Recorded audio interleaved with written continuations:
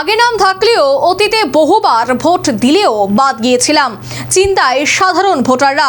ভোর থেকে জেলা শাসকের দফতরের বাইরে লম্বা লাইন। একসময় ভোটার তালিকায় ছিল নাম, দাবি বহুবার দিয়েছেন অতীতের ভোট, কিন্তু আজ অজানা আতঙ্কে দিন কাটাচ্ছেন বহু ভোটার। এসআইআর প্রক্রিয়ার প্রথমবার নাম এলেও পরবর্তী সময় বাদ গিয়েছে অনেকের নাম।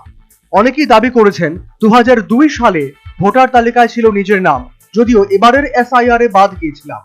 অনেকে আবার গোটা পরিবারের নাম এলেও পরিবারের একমাত্র সদস্য হিসেবে বাদ দিয়েছে তার নাম। কি করবেন?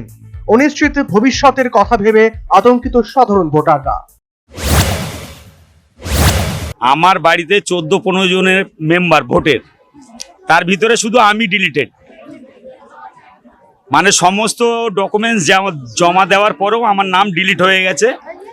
2002 লিস্ট জমা দিয়েছি, তারপরেও আমাকে ডিলিট করে দেওয়া হয়েছে। 2002 কি বাবা মার নাম ছিল? সবার আমাদের ফুল ফ্যামিলির নাম ছিল। শুধু যারা নতুন ভোটার তার ভিতরে 2 জন ছিল, তারাও শুধু ছিল না 2002, আর বাদ বাকি সবাই ছিল। 13 জন ভোটার, তারা মানে মোটামুটি সবাই ছিল 2002 লিস্ট আমারও আছে, আমিও জমা দিয়েছি, তারপরেও নাম ডিলিট হয়ে গেছে। এগুলো মানুষকে হ্যারাসমেন্ট করা, আর কিছুই না।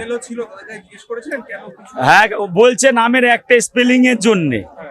আমি বলছি ম্যাডাম, আমার তো আর সব কিছু ডকুমেন্টস ঠিক আছে, তাহলে এই একটা স্পেলিং এর জন্য কি করে এ করা হলো? বলছে আমরা জানি না, এরা ইউরো থেকে জানে, ওরা জানে, ওপরে যারা আছে তারা বলতে পারবে।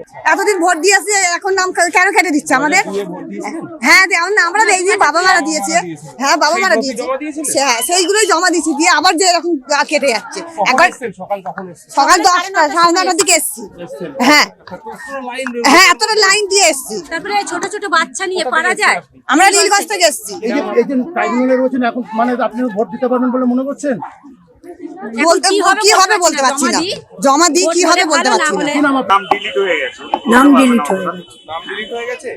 2002 সালে ভোট দিয়েছিলেন? হ্যাঁ, দিয়েছিলেন। 2000। হ্যাঁ তাও ডিলিট হয়ে গেছে।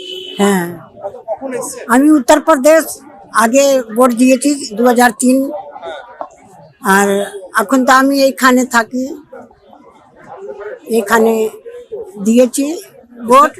আর ঘোলা মুসলমান, সোদপুর ঘোলা থেকে কখন এসেছেন? সকাল কখন এসেছেন? অনেক সকালে 8টা। প্রায় 2 ঘন্টা। কি হয়েছে আপনার ভিতরে? নাম কি ডিলিট হয়ে? নাম ডিলেট হয়ে গেছে। আগে নাম দেখছিলাম, পরের নামটা ডিলেট হয়ে গেছে। এই যে মানে এখন তো ট্রাইব্যুনালের লাইনে দাঁড়িয়ে আছেন। হ্যাঁ, লাইনে দাঁড়িয়ে আছি, যাতে আমাদের নামটা আসে, সেই সূত্রে আমরা দাঁড়িয়ে আছি। কতটা হয়রানির মধ্যে পড়ছে? বিশাল হয়রানির মধ্যে। কোর্ট থেকে এপিটুপিট করলাম, খবর পেপারে দিলাম, তার সত্ত্বেও নাম আমাদের আসেনি। হ্যাঁ, খুব চিন্তার মধ্যে রয়েছে। কোন লাইনে দাঁড়িয়ে আছেন? আমরা প্রায় 2 ঘন্টা দাঁড়িয়ে আছি। কি হয়েছে? প্রথমে কি আপনাদের নাম এসেছিল নাকি? হ্যাঁ, আমাদের প্রথমেই নাম এসেছিল, তারপরেই তো আমাদের ডিলিট হয়ে গেল নামটা। হ্যাঁ, আমরা সকাল 9টা থেকে দাঁড়িয়ে আছি। হয়রানির শিকার হচ্ছেন তো? যাদের নাম বাদ গিয়েছে তারা নতুন করে আবেদনের জন্য আবার সশরীরে উত্তর 24 পরগনা জেলা শাসকের দপ্তরে হাজির। লম্বা লাইন জেলা শাসক দপ্তরের সামনে। কেউ লাইন দিয়েছেন ভোর রাতে, কেউ দাঁড়িয়ে 2 থেকে 2.5 ঘন্টা। আবার অনেককে আসতে হয়েছে ছোট্ট বাচ্চাকে কোলে নিয়ে। এই পরিস্থিতির হাত থেকে কবে মুক্তি, সেই দিকেই তাকিয়ে সাধারণ ভোটাররা। অনিশ্চিত ভবিষ্যতের কথা ভেবে অনেকেই আতঙ্কিত। National bureau report, news vanguard.